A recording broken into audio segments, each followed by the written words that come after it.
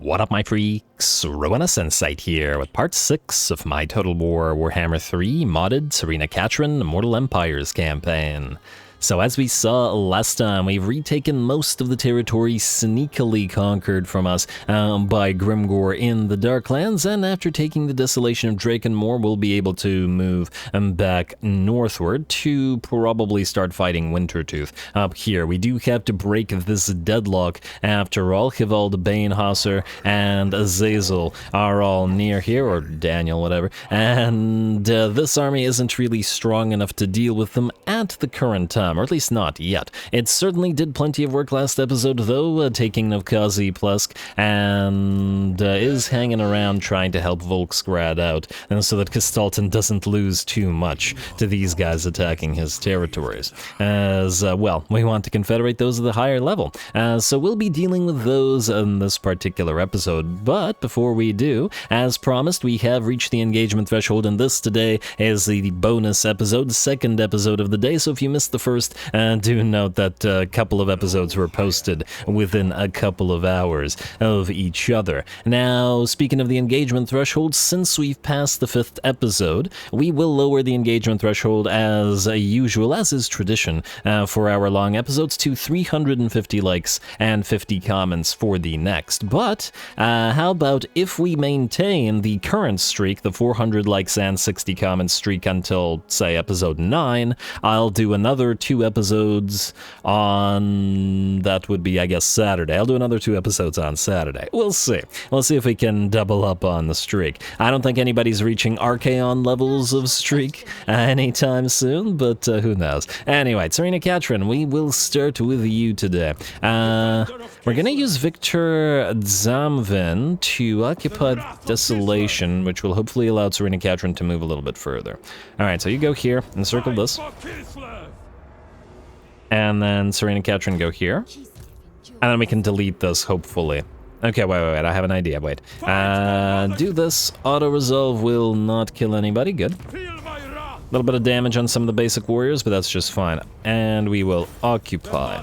Then, hey, Warhorse for the Golden Knight, very much needed as she was being very, very slow on the field. Blasted Wastes are now ours, and we're going to switch to Purge the Steppes for a turn. And then we will, well, we'll see what the public order is like after. You, sir, are going to be deleted so that we save on a little bit of cash, 500, and we need to send you up north because you're going to be leading an actual army with Akshina ambushers and stuff. Tzarina Katarin, you're gonna head up north, like so. And I guess we can do some point application. Oh, you're near to the next level, but all good for now. In terms of what you're missing, we still don't care about the Ice Guard thing, at least not yet. I'm not so sure I care about the Biting Wind at the current time either. We could try to move towards magical reserves and earthing. Now, you know what? Let's get Snow Leopard stock. Speed and weapon strength for Snow Leopards, and on speed for them faction-wide, which gives us another reason to build a few more of them. I think like that. Alright, next up, Golden Knight. You should have something else. We are still trying to head towards Tzarina's Guardian, and next level up, and we should be able to get it. Oh, wait, unless, now we want to go on Yielding Kinship first. Missile resistance and spell resistance for the entire army is just too good to pass up. Unit experience for Zargard and Ice Guard units. Interesting, it says Zargard and Ice Guard, but it doesn't mention the Acolytes of Ursun, but it shows them there, which means I guess they're considered, yeah, they're considered Zargard by this stuff. Fair enough. Unyielding Kinship, we don't really need Stand Your Ground, so I think we keep moving through Vigorous Drill into Tzarina's Guardian, just because I want that physical resistance. It would be quite nice. Anyway, Frostmane will level you up as well. I guess there's no crazy need to level these up right now, but the thing is, we could get attacked by at any moment by more of Grimgor's minis, or can we? Wait a moment. You can get Dodger's Song of Winter Sunlight. Grimgor. How about we peace out? 8.6k? We'll take it. We will very much take it, yeah. And especially, yes, please. Damn, I didn't expect that he'd offer us so much cash. I am very happy with that. Alright, then what we need to do is figure out where we're going to move Mr. Vladimir Mikheyev. The likelihood of Kostaltin getting attacked by these guys, I'd say relatively low. You know what, just try the ambush thing again. Until we get more units here, you can't really do anything. I think there's a possibility that what will happen is Gothier here might siege Volksgrad, and then Hivald might try to attack us here. I guess the question is, would we be able to take him in the field? And the answer is, I'm not sure. Let's put the caster in his army, though. Certainly needed. Like this, and... oh, we can't get these guys on the field. We can get the Wolfhearts. Certainly potential for it. One more turn until the Watchman in the night as well. The Frozen Heart of Winter is just too expensive. You know what, let's see how our money situation is after this turn, and then we'll figure it out. Let's also move our heroes around. Mikhaila Fedakova. I guess you're still... we still have to try to find Mother Ostankia. The likely... I'm really hoping that she's here in the Plain of Dogs, although I see there's Skaven corruption there. And... there she is, Daughters of the Forest. Okay, well, that's not good.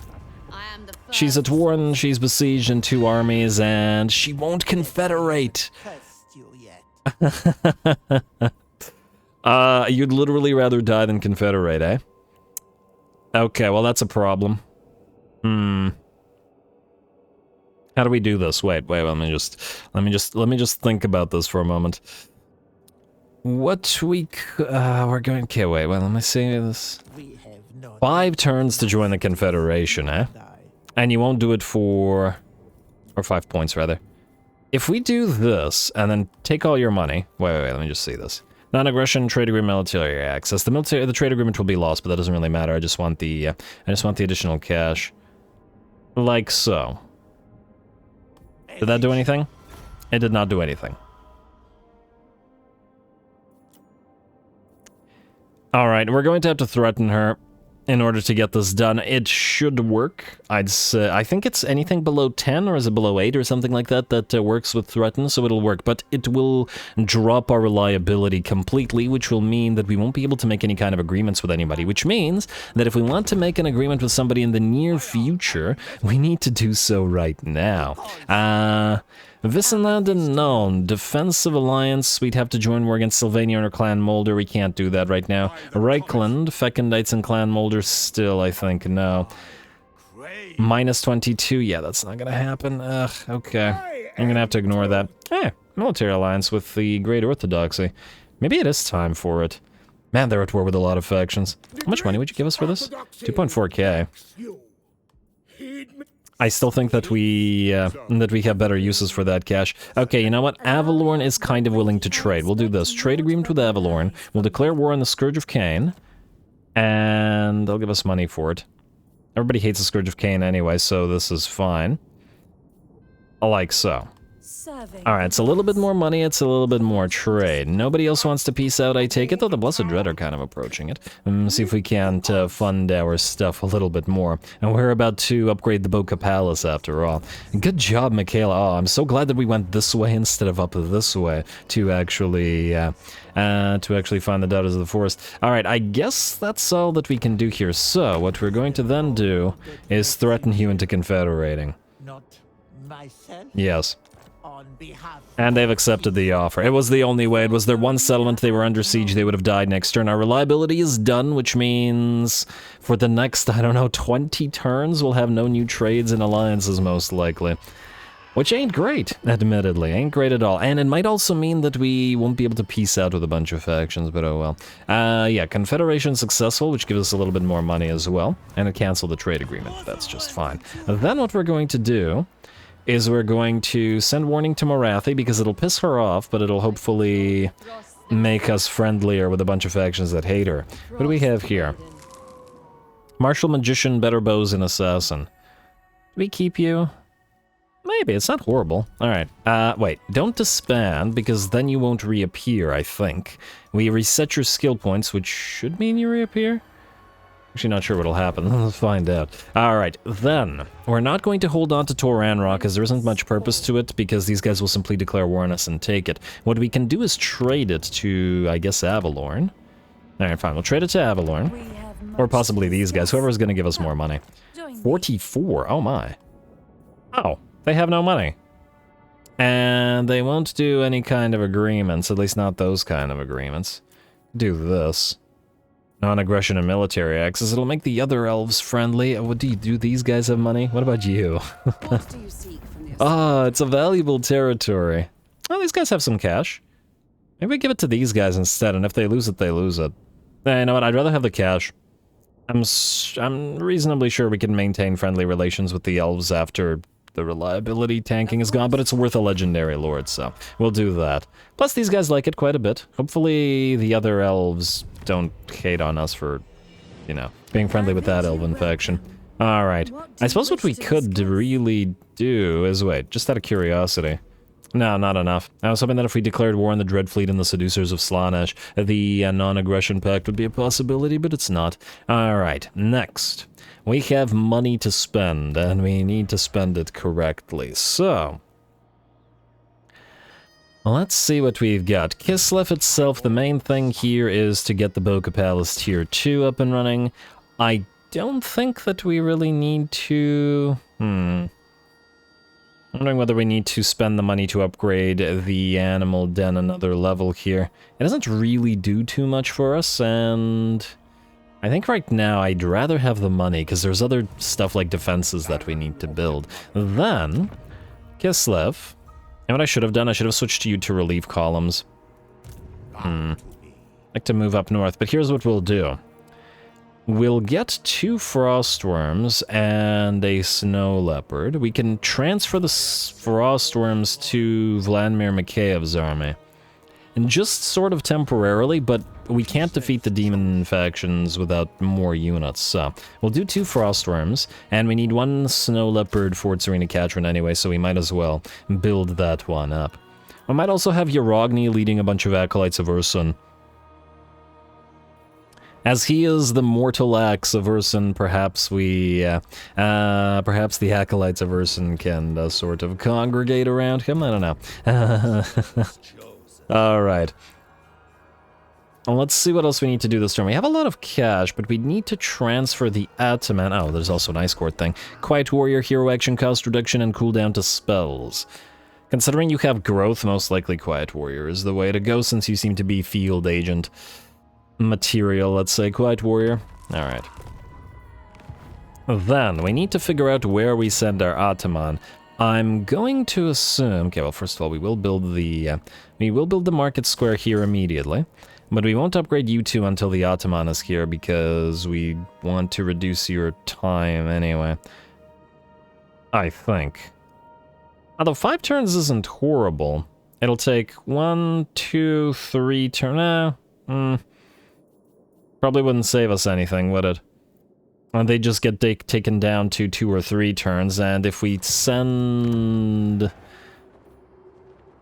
if we send the Ataman up here first to build the breastworks at Uzkalak, then that would work better. On the other hand, Uzkalak will be upgraded to Tier 3 in 4 turns, so if we start with the other place, we can build the town and the defenses here. And Tzarina Katarin is moving up here anyway.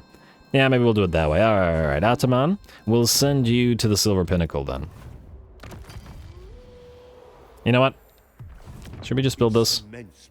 The Ataman's probably not going to be back there for a while. On the other hand, we don't get any use out of this, really. Because we can build the Warbear Cav out of the Temple of Ursun already, right? Yes, we can. So there's no real purpose there other than to increase capacity, which we don't need right now. Alright. A little bit of admin, but, you know, it's sometimes necessary. To the blasted... wait, did I select... oh, I selected the wrong one. Ooh, that would have been not great. Also lower the growth here, but frankly, the growth is perhaps more necessary here anyway. So to the blasted wastes you go, sir. Alright, then... just out of curiosity... ah, damn, I wanted to see what level Frost Maidens get raised in this particular territory. Now, speaking of this particular territory, we don't really need to upgrade the trade quorums here as yet.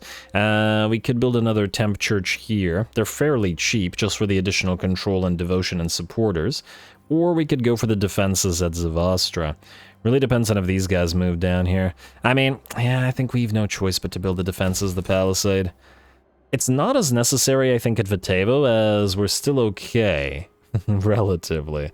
But Throt the Unclean will declare war on us. There's no doubt about it, so gotta do it in that way. Alright, and I believe that's all we've got. We do have plenty more cash, but we have to save it to next turn for other stuff. So, we've got ice worms or frost worms constructing. Everybody's doing what they're supposed to be doing.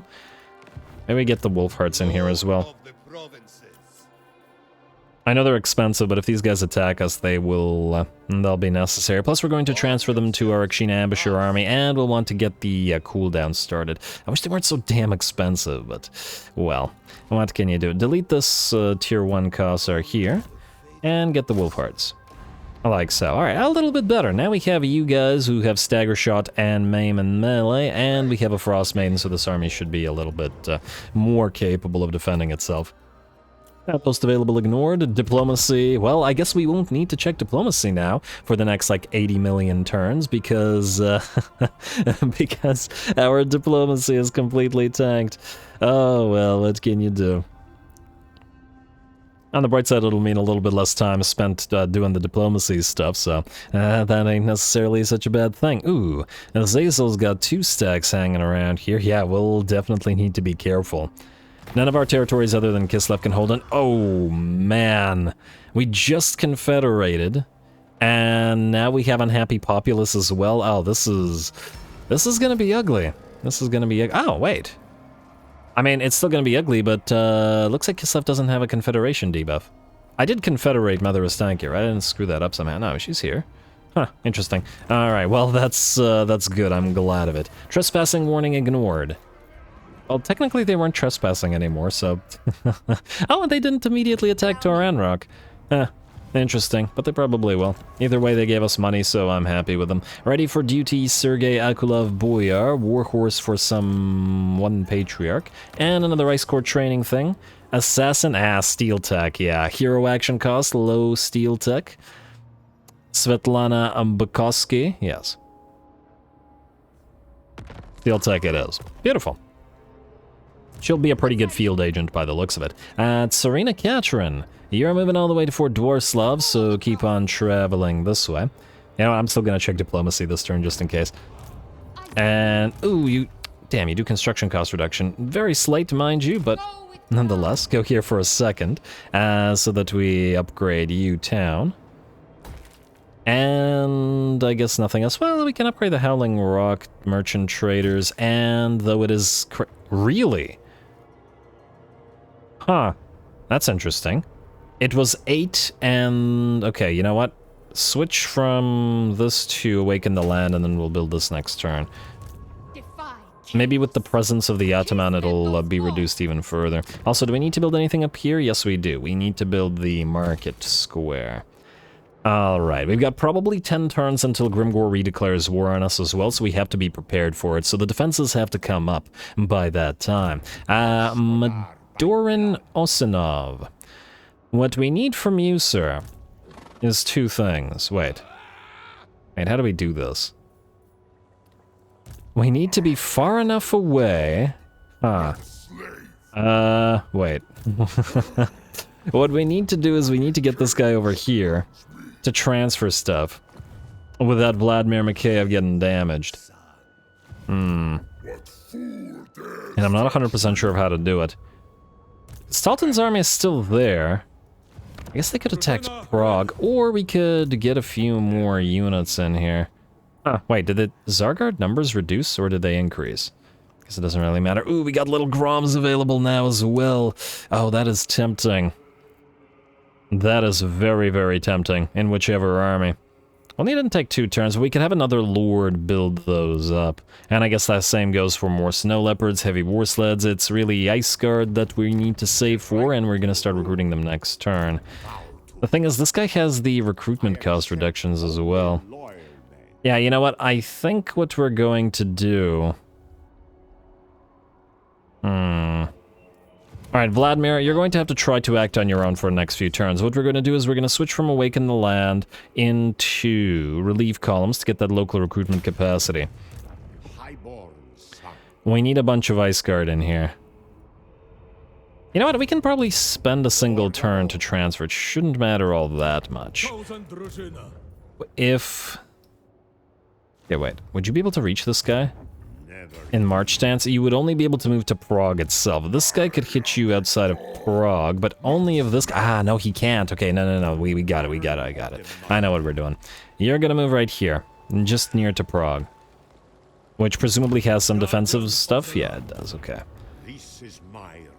Like so. Move or die. Then... we are going to... If we pop you into March stance... Nah, I can't quite reach you. Okay, fine. But nonetheless... you know what? Actually, just stay here. Stay here, still in ambush. Oh, can't ambush anymore. Go in ambush, and... I'm still reasonably sure this doesn't actually work, but nonetheless. Wait. Yeah, okay, these two are near each other. What we know is that this guy can't be attacked because Gothier can't reach him to besiege Prague, and these guys can't either, so we'll be able to move you to Volksgrad next turn, transfer the units, and then move that way. We could also try to move Vladimir over here, where the ambush chance is higher, though I'm still concerned by getting attacked by all of these guys. Although this guy's army is starting to get a little bit weaker. Maybe could have tried to attack him. I want to go this way. I want to see what happens. Well, let's try it. And let's level up just in case. We may fight after all. Daja's Song of Winter Sunlight, please. And I don't imagine we need any ancillaries, but in case there's a fight, and if it is, it's going to be an iffy one. And oh! Mother Ostankia has stuff. Blizzard Brooch, stock and unspottable for you. Not crazy useful, at least not until we get that Frost Shard Glaive, but even then it doesn't seem all that useful. What else does Mother Ostankia have? Scroll of Aramar, Obsidian Lodestone, that's all our stuff. She has a Shield of Talos, and that looks like that's it. Unless some of this stuff is belonging to... heroes. We can also give the spell shields to our Frost Maidens, but for now that's fine. What does she have in terms of ancillaries? She has a Pit Fighter, a Veteran Warrior. I take it she doesn't have another Step Shepherd? No, unfortunately not. I think we only we get those. No Banner of Eternal Flame, unfortunately. Scarecrow Banner, you know what? That seems appropriate for Mother Ostankia, and that's about it. Alright, nothing to be transferred from her, unfortunately. I was hoping we would have, or could have, confederated some nice items. Anyway, double check the buildings one more time. We're not upgrading Navkazi and stuff. Uzkalek will be upgraded shortly to defenses, but... next turn, I guess? Oh. You know what I should have done? I should have switched Awaken the Land. Well, no, actually, we can still do that. For a turn, we can switch Awaken the Land briefly to purge the steps to get the additional movement range for Tzarina Katarin, who moves right to the edge of Uzkalak before moving on to Fort Warslav. Yeah. Alrighty, that looks good. Blasted Waste is fine. We'll move the... Ataman around next turn, and Ice Guard are coming, so we don't want to overspend. Kazir Kulaz, we do want to do one thing with you, though. We will build the Manor of the Ice Queen. It does cost us 20 devotion, but it does give us income from all buildings, plus 10% all regions and province, and this is our most money-making province, so it feels like the thing to do. I guess we could build the stud farm here as well. And we could upgrade the town, but I think considering Ice Guard are going to be really costly to recruit, we still need the money. So end the turn. Let's see if Hivald Banehosser attempts to attack us. And Michaela, I kind of forgot about you, but you wouldn't have been able to do anything this turn anyway. Land, and the next turn you can begin stealing tech from Arnheim. Or wherever. Alright, Gothier. Are these guys going to try this? No, they're gonna move over here. I wonder if he'd fight Vladimir. Well, the ambush failed. I also don't see where Kastelton is anymore, which is kind of interesting. I wonder if these guys are able to heal in enemy territory, or if this army remains damaged. Because if it remains damaged, that'll certainly work for us. Alright, ambush foiled, Confederation, Reichland, and Nordland. Technology research to awaken the land. Good, that'll give us more cash. You can steal tech from Arnheim. Absolutely. And succeeded doing so. Well done, Michaela. Wintertide's child. Not a critical failure. I shouldn't jinx it, though. Improved lookouts. What were we going for next? I don't recall. Oh, you know what we want to do? We want to move through one of these things. And I'm gonna say it's gonna be...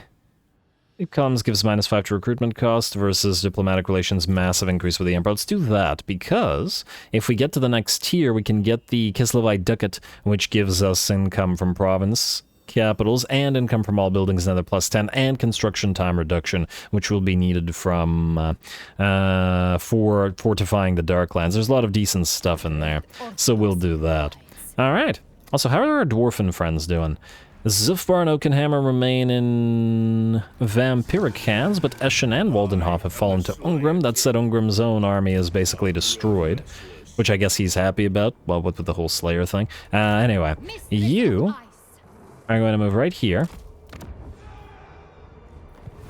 Then we will build these things that are still expensive as heck. But we gotta build them now, don't we? I also wanted to build these. Okay, wait. We need to figure out what's going on here first. You are able to attack this guy. And I think we kind of have to, because these guys keep running around and we can't just leave them. If you move into March stance, you can move near him, but then most likely he'll run, but you have to transfer units anyway, so there isn't really any escaping this, so go do that. I'm also terrified of that Fires of Chaos ability, but what can you do? Do this, and Castalton, I take it, is here. Yeah, running around, that's fine, that's fine. We need to break this damn deadlock or it'll last forever. Would any of these guys be super useful to us? The Watchman and the Knight would be, but they're so expensive, and we do want them on the field, but I think I'd rather recruit Ice Guard and save up for that, so yeah, because the Ice Guard are so cheap in Tzarina Katarin's army, we can essentially... Please tell me you can reach him. Yes. We can essentially... You go here. My rules spread. Fences at Volksgrad are okay. We can essentially use the Ice Guard to replace every single thing in her army, where that wouldn't be the case otherwise. Anyway, this is going to be an iffy fight. Very much an iffy fight. There's a bunch of units in here that are going to be a problem, however, hopefully we can pull it off. We get the Standard of Discipline and the Gleaming Pennant as well. Leadership is going to be pretty critical on you, and let's put the Gleaming Pennant on you since you're out front. Let's see if we can pull this off, and if we can't, we just back off with our hopefully faster units. Go.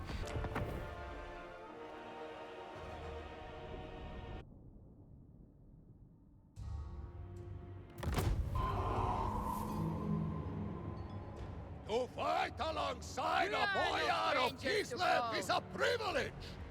Do not squander it.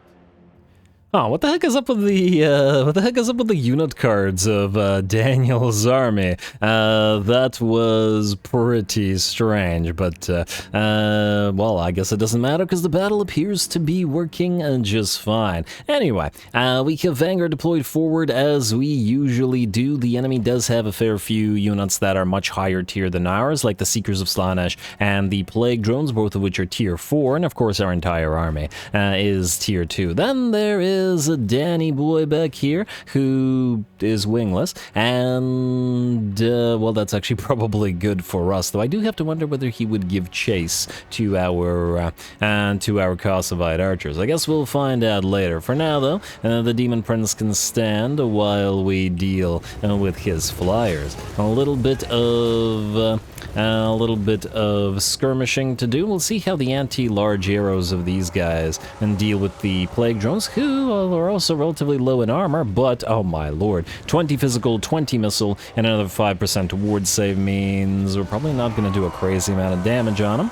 We do manage to knock one of their number out, though, and we head towards the rest of our army. Also, I forgot whether I mentioned this in this campaign, but the vote for the next 2 SFO campaigns is up and running over in the community tab of the channel, so and don't forget to vote if you haven't already. Anyway, the enemy's going to get stopped in their tracks as our Akshina ambushers have the stagger shot ability, and on top of that, the other... oh, wait.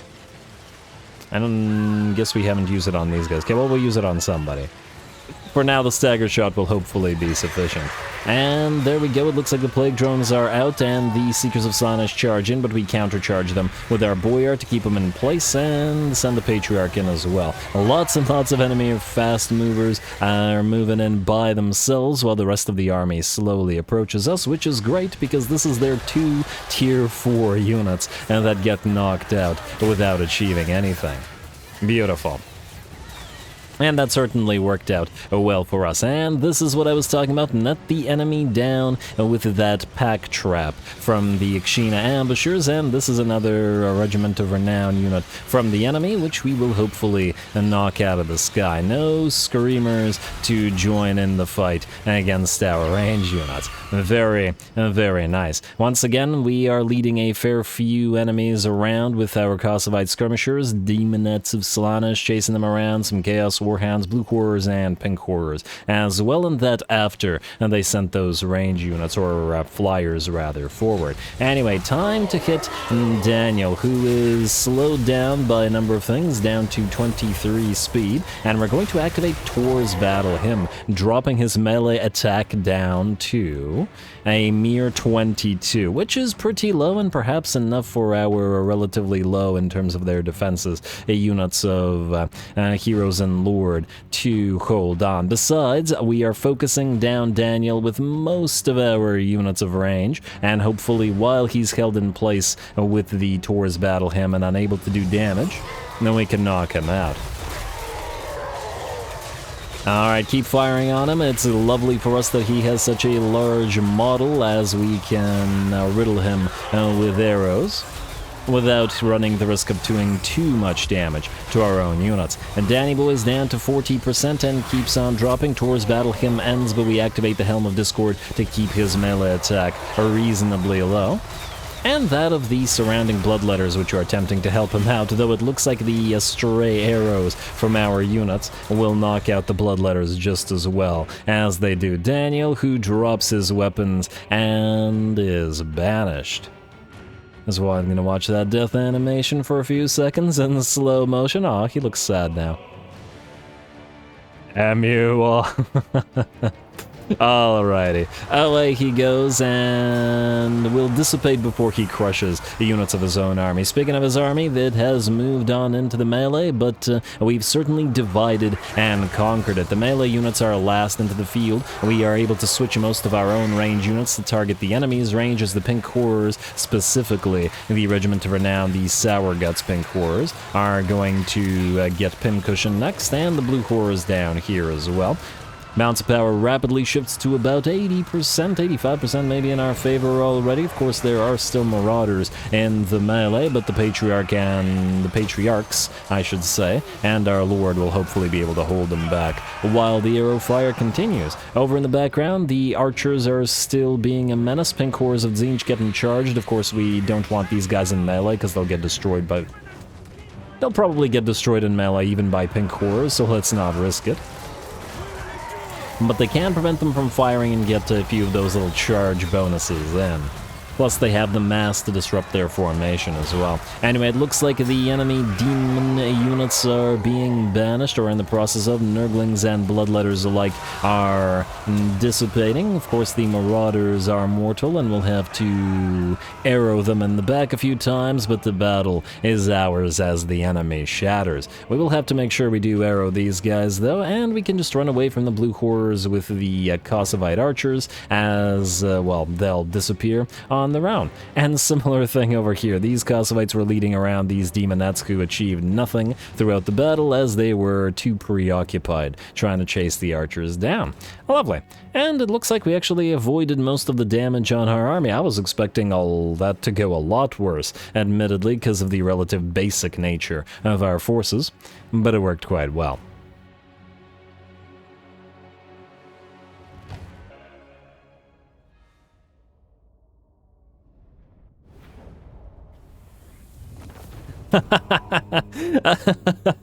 Daniel's corpse there for a second looked hilarious. Alright, well, that went pretty darn well. Certainly a lot better than I thought it would. We don't get a crazy amount of damage out of the Ungol horse archers slash Kosovite horse archers. However, they do a lot more than just damage. They were able to lead away a bunch of enemy units. They were able to lead towards our own army a bunch of flyers and cavalry, all of which got ripped apart by our range, and then they prevented the demonettes and 2 units of horrors from joining the battle as well. So I think they provide more value in terms of their cost just by leading enemy units around than they themselves cost, and also do some damage and can chase enemies down as well. It's all good, is what I'm getting at. In terms of what we do here, I just can't say no to 2.9k. 30 devotion does tempt me, don't get me wrong, but hopefully as we continue to fight chaos, we'll just rack up tons of devotion. Pardon those captives, and while this doesn't completely break the deadlock, it does break it relatively okayly. That's a word. Slayer of the Godslayer gives us attrition reduction for Lord's army. Minus 50% is pretty solid, so we can always have you defend some territories in the chaos wastes before we trade them. Somebody suggested that we can trade them to Malice Darkblade, for example, assuming if he's alive, and judging by the fact that there's no corruption in Blackrock, he probably is. The other option, a lot of factions would hate us for it, though. We could conquer the Chaos Wastes and give them to Norska, but they probably don't have any territory up here, do they? At least these Norskans don't. But they're not the only Norskans in existence. There are also Norskans up here with Valke. If we were to knock out Prince Sigvald and then keep, like, the Crag, for example, around, give all of this to the Crag, and get ice trolls from them, I don't think the Empire would hate us allying with the Crag because they're too far away from them. Even safer would be the Aghole or the Mung all the way over here, but they are probably Valkyas, and it would take a long time to get to them. What I'm saying is just because we can't have Throg and we can't have Wulfric doesn't necessarily mean that we can't have a Norscan faction in general, in theory. Though on the other hand, Malice Darkblade with a bunch of his units might be pretty valuable to us as well, so there's options is what I'm getting at. Anyway, I guess Mr. Vladimir Mikheyev will probably want to take Yechich, assuming that Kastaltin won't take it next turn. We need to transfer these units anyway, so you can channel, I guess. Oh, we really could have used more mana there. And get another point in firing drills. Yeah, firing drills is still going to be better than heroic resilience. Get more buffs for those Khazars since they make up the, well, I was about to say majority, but yeah, pretty much the entire army. You guys. We've got replenished troops, so we got the cooldown reduction on Saliak's Lullaby. Too bad the level 2 doesn't increase the number of uses for it. And this doesn't either, unfortunately. Funnily enough, I've been really happy with Tor's Battle Hymn. It actually has been saving us quite a lot. The Kossar armies are quite weak, but with the 50-point attack switch, it's only for 30 seconds, but it does allow the Kossars to fight on par with the enemy. And for example, Daniel got absolutely wrecked there because he couldn't deal damage due to that Tor's Battle Hymn, which was lovely. I think replenished troops now, I guess. I mean, the cooldown... Now, let's start with the cooldown on Saliak's Lullaby, and then we can move to replenish troops. Saliak's Lullaby is super critical, after all. Next up, we have the Blessings of Knowledge, which gives you reserve capacity, but that doesn't do so much for us here. You also don't have... Is Frostblades... Wait, just one second. Frostblades upgraded is still only for one character? Yeah, okay, I was hoping it would be for area, but I guess it would be too strong for area unless it costs, like, 20 mana or something. Death Frost, similarly, I'm not sure that we care about all that much. Guess we're gonna go scouting. I take it this army will be getting into a few more scraps after all. Now, we have no more Patriarch. Yeah, capacity, unfortunately. Why I wanted Patriarchs? Because we need these two... we need to make use of these Steppe Shepherds to reduce the recruitment cost, because the Ice Guard are going to be expensive. You have no other recruitment costs reductions, do you? I mean, a single Steppe Shepherd... I mean, we could forgo 5% to start getting them up and running. And the faster we get them in Tzarina Katarin's army, the better. We do have the money for it right now. Fine. Any lord that we want to keep? Outlander, resourceful Kislevite isn't horrible, but it doesn't buff the army, which I'm not so sure about. And surprisingly, it doesn't seem that any of the Hag Mother lords have any direct buffs for monstrous units, like the Master of Beasts thing.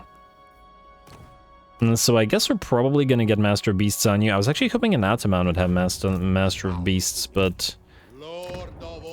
Not an Ataman, rather a Druzhina. But I'm not 100% sure that they can get the same traits. Either way, let's get you on the field, Dmitry Sokin. With the weapon strength for leopards and things in the woods. I'm really hoping that you can get Master of Beasts on a Hag Mother, but it seems like they have some unique traits which may prevent them from doing so. And it feels like things in the woods and snow leopards may belong more with the Druzhina with their whole ambushy woodsman thingy that they've got going on. Yeah, alright. You? I wish you weren't so expensive, sir, but what can you do? These guys took... Oh my lord, they cost a lot to recruit. I was really hoping it would be less. And that's with the reductions that we have here, damn. Man, one Steppe Shepherd... Let's see, wait. Any who crave power. Where are the Steppe Shepherds in here? Okay, you. One Steppe Shepherd reduces it by about 130, which is not anything crazy, or 125, which is not anything crazy. Certainly not. A little Grom's also super expensive. There's nothing here that reduces the recruitment cost, does it?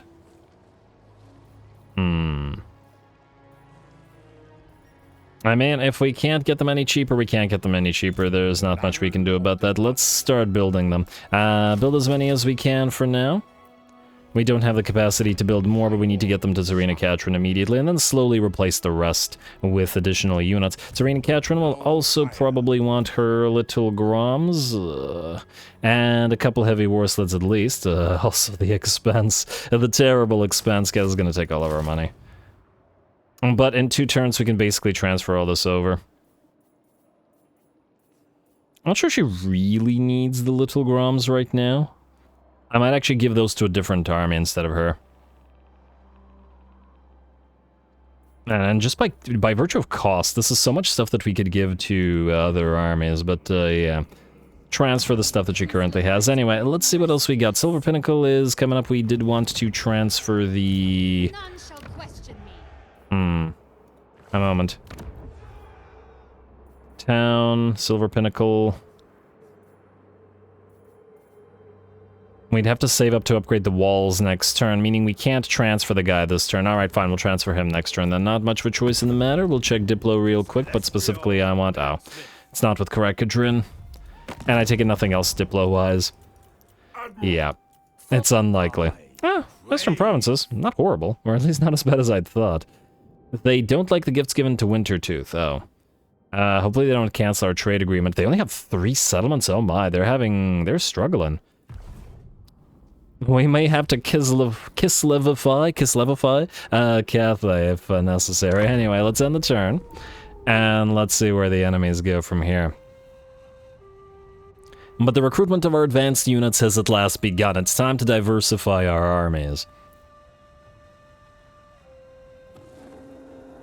Can't be just... I mean, you can win the entire game with just piles of Kossars and Akshina ambushers, obviously, but yeah, not super necessary right now. Anyway, these guys look like they don't want to defend Fort Dwarslav, which does make sense. You know what I should have done, though? What I should have done is gotten another hero to occupy Dwarslav. That's okay. Katrin, you do it. Training complete, Svetlana Bukowski. Others search for the Nemesis crown. Let them. We are very, very busy. Auto-resolve. And occupy. And Worm Harness. Ward save 10, armor 15. Well, that's just swell. That is much better than the Frost Shard armor that Tzarina Katarin currently has. And, oh, Worm Spike. Well, we can't get Worm Spike. And she has the Crystal Cloak anyway, but we can give that to somebody else. Kislev has a lot of, like, set items, doesn't it? A lot of other factions don't, but Kislev certainly does. Anyway, we'll give the spell resistance to this mage for now. Funnily enough, this mage was supposed to be a field mage because of the steel tech, but you know what? Because of Glacial Blast and better bows, we might actually keep you. Have the Frost Shard armor for now, just for the spell resistance.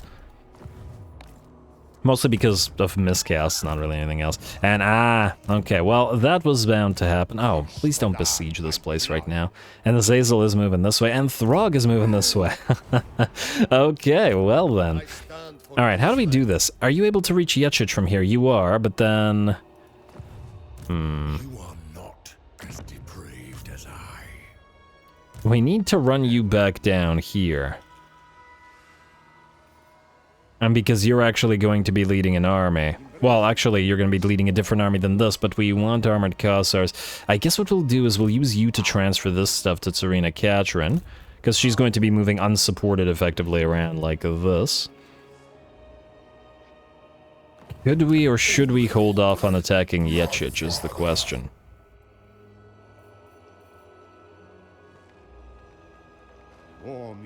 I think we can hold off the... Nah, but then Kastalton will take it. Wait, but is that a bad thing, though?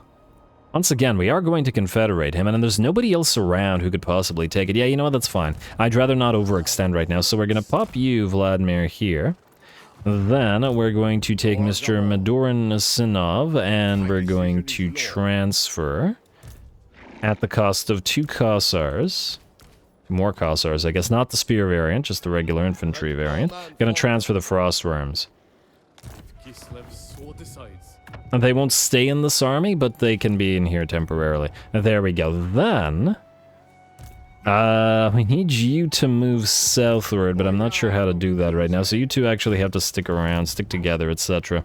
Can't ambush, right? No. Channel? Can you ambush? Just to disappear from this guy's sights? Yeah. We actually don't want the ambush to succeed, though.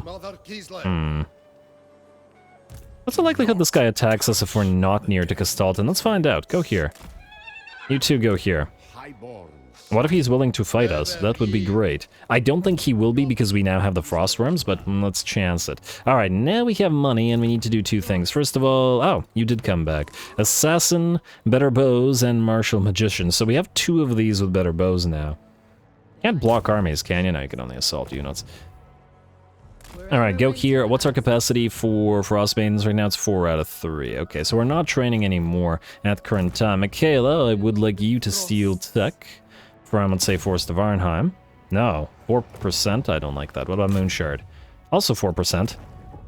How many turns? Just the 1 turn. Oh, man. We can't let that go, can we? Looks like Arnheim is the best one. I hope it's not a failure. Okay, it's a success. Good. Alright, and you went up to tier 10, or rank 10, so you can get steel tech. Beautiful. Beautiful, beautiful. Next up.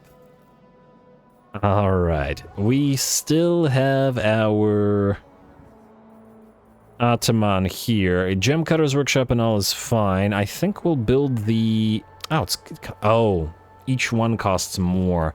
Okay, yeah, so I think we hold off on that and get Salyak again. Which now costs 280. Damn, we're gonna lose Salyak for a while. Alright, hold off on that then, and instead build the 2 Stanitsas. Or do we build the defense at Howling Rock? No, we have to upgrade both of these. Or re-upgrade both of these. Oh, we can't do both. You know what? Build the wall here and then go to Uzkalak instead. We need defenses and upgraded Fort Dorjnivort. We just don't have the money for it, but that's fine. It'll all be fine, I hope. Anyway, Tzarina Katarin, you leveled up. Let's get you a spell point, perhaps? Get Inspiring Presence. Maybe it's time to start leveling up your... you know what, actually, let's max out Embodiment of Winter. And we will probably use that spell. Oh, and you know what? We can get Indomitable Spirit now simply because we are getting Ice Guard. So, yeah. Skip, and turn. Let's see if Azazel will do anything interesting. Grand Orthodoxy. You want us to join war against scaling? No, but thank you. We have enough stuff to be getting on with at this time. Alright, nervously watching for other factions to declare war on us. Hopefully Katarin can keep the, Sylvanians busy for a little while longer. Alright, ambush foiled, that's fine. This guy's going to be annoying, cause... Okay, well, what can you do? And you know what I forgot to do? I should have switched you to Awaken the Land for the construction time reduction. It's not a big deal either way. Confederation, Arguelon, and Torgavan. Alright, they're getting stronger. Hey, a Razor Standard, nice. Ready for duty. Tzarina Katarin, kill off this guy who's going to probably move towards Carrick Doom. Do we really want to chase him? He's by himself. I think he can take 4 Dwarslav by himself. I'm just going to assume he can't, and we're going to march stance as close as we can. Oh, attrition, eh? It's because it's Chaos Corrupted. But we have to be able to reach Carrick Vrag next turn. Vlag, rather. So, yeah, take the attrition. Shouldn't be a big deal, I hope. No, stay in our own territory. And where did Throg go? And where did Azazel go? And where did Kastelton go? Okay, so he didn't move to Yechich. You would be able to move to Azazel, but I'm willing to bet that he wouldn't fight. Can these 2 armies handle his 2 armies? There's a decent chance of it. And I see his other army ran away, so you can start on moving towards Tzarina Katarin, assuming that there is nothing else you would need to recruit at the current time, and I don't think that you do. I mean, I do want more war sleds for her. We could build her a couple more light war sleds because I want 4 heavies, and then retrofit the rest of the army after. But it would mean spending more money right now. Oh, which isn't necessarily a good thing. And I want to transfer her a Snow Leopard. So I suppose if we go right to the edge of this territory, we can still recruit and just cross here instead. Huh. Maybe. Alright, go into encamp. Prepare my tent. Let's do this. You're gonna go here. You are going to attempt to attack Azazel. Azazel will run, but that's fine. Destroy these fools. And that's fine, because he didn't run. I'm pleasantly surprised. Okay, so unlike Daniel, Azazel's not a coward. Go.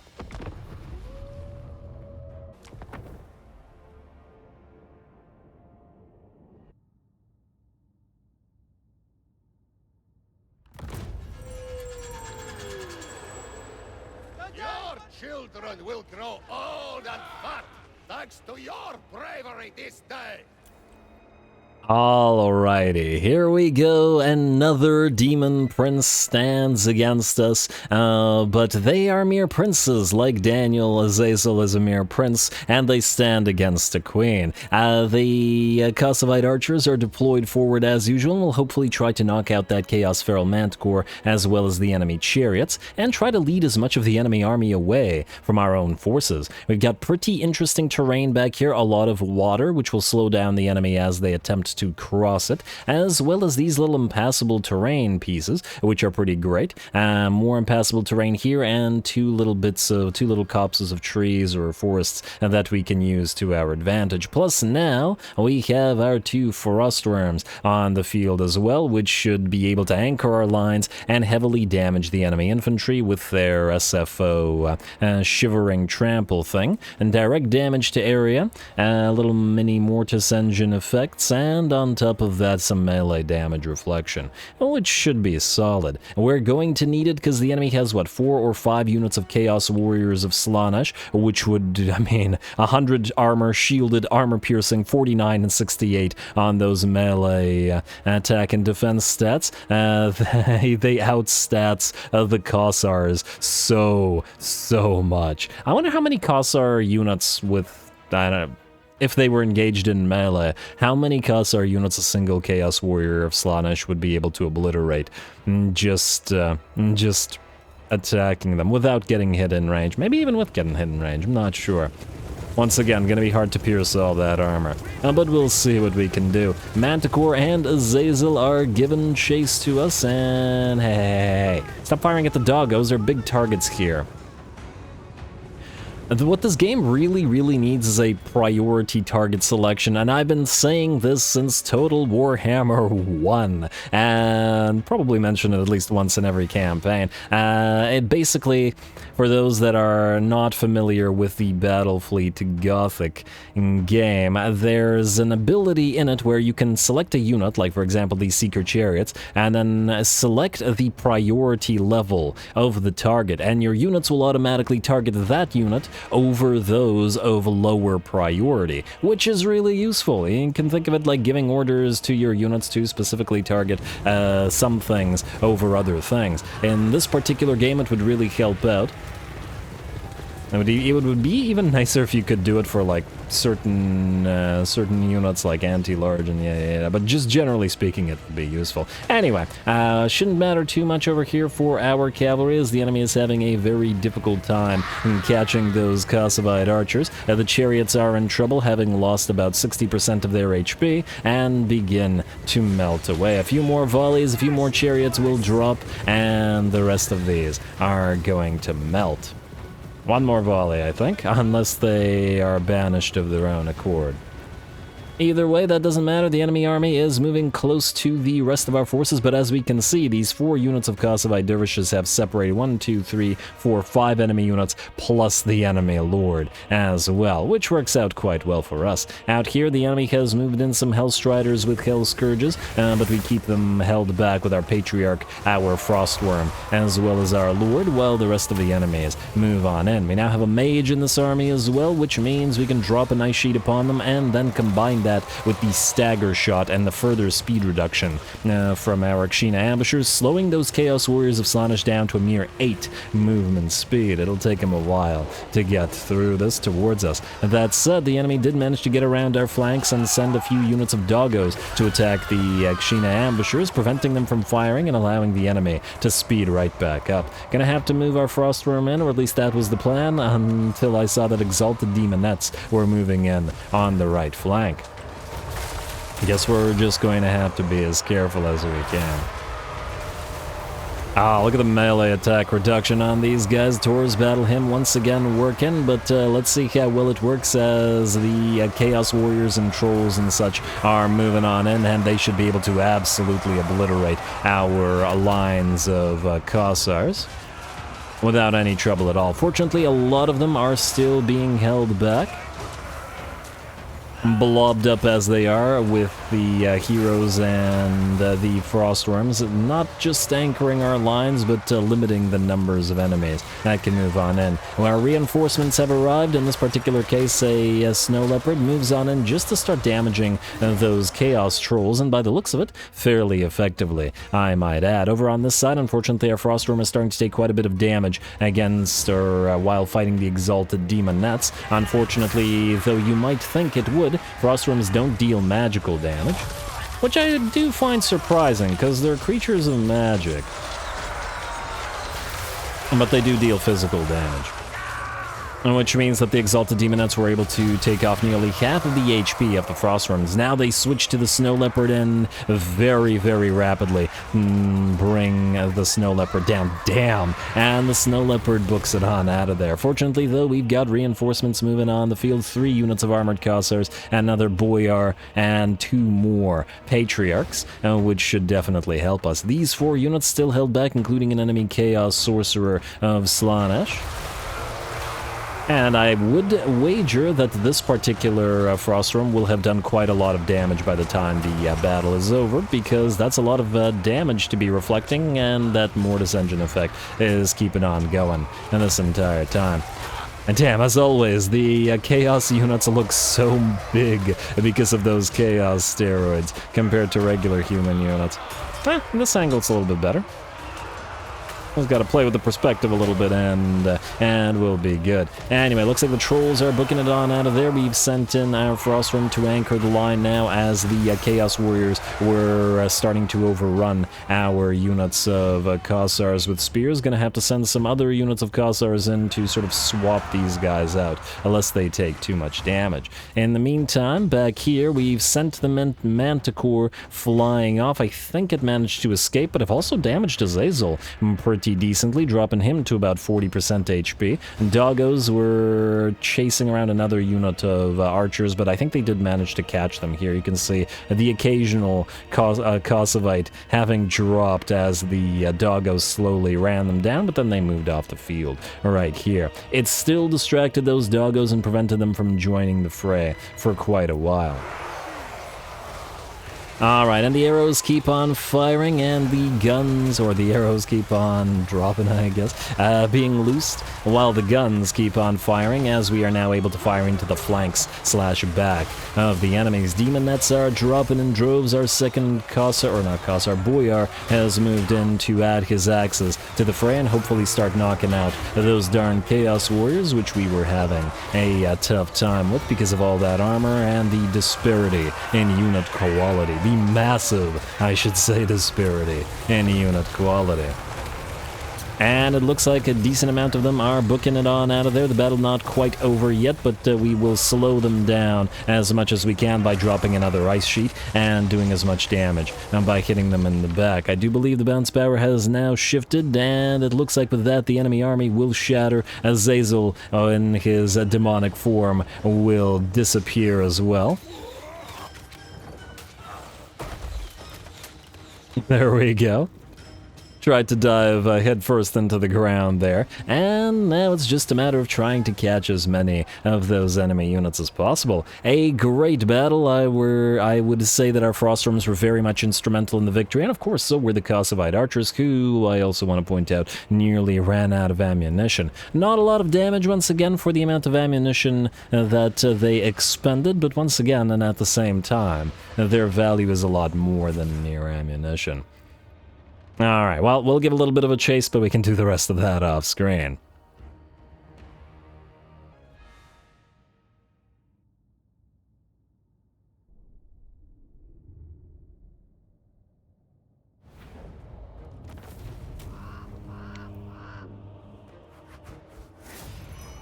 Well, alright, that worked out pretty darn well once again, and ooh, we get more money. Finally, we're making money from fights, which will be pretty instrumental in our economy. The two Frostworms did pretty great, 36k damage and 24k damage. Once again, got to give the MVPs to the Kossovite archers. Low damage, low kills, but they prevented Azazel, the Seeker Chariots, and the Manticore, and 2 units of Hounds from joining the fray. And by preventing Azazel from being there, he was also not casting his spells upon our main line and was generally not supporting his troops either, which really worked out quite well for us. Well done to those Kossovite archers.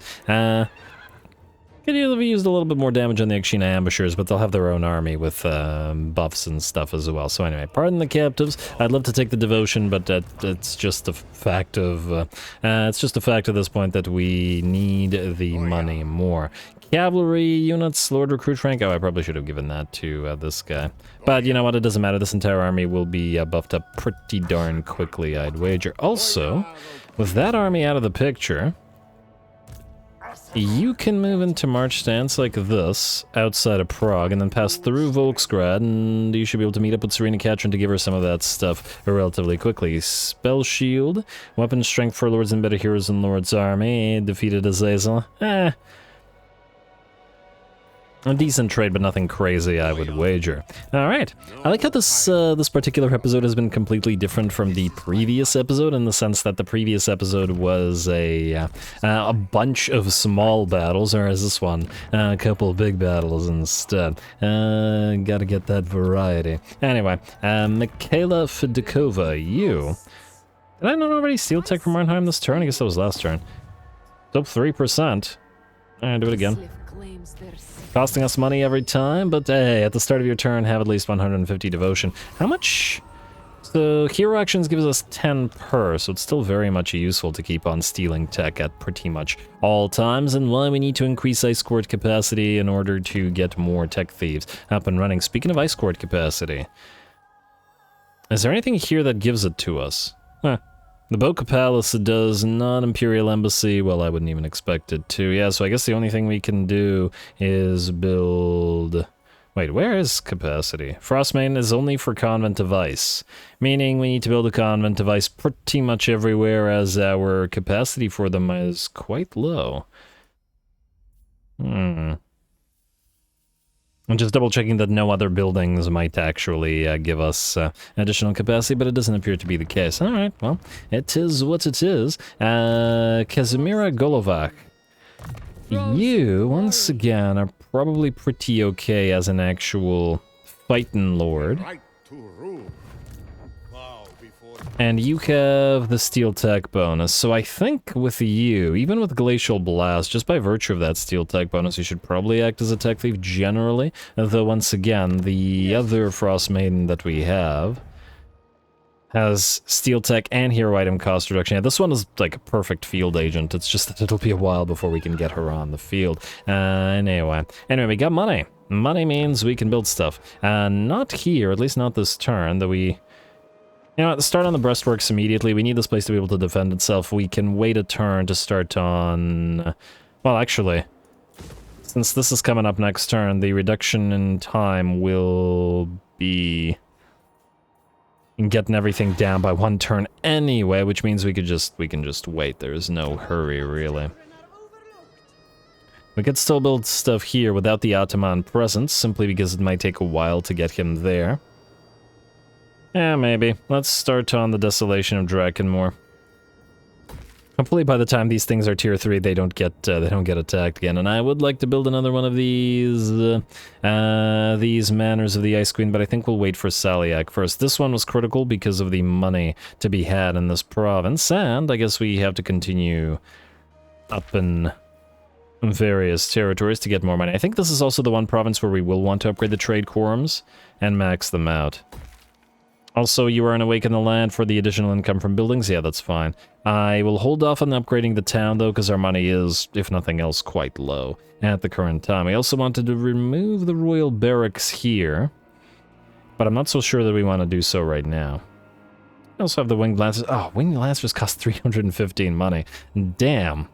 I mean, considering how useful they've been, that's fair enough, but... Admiral.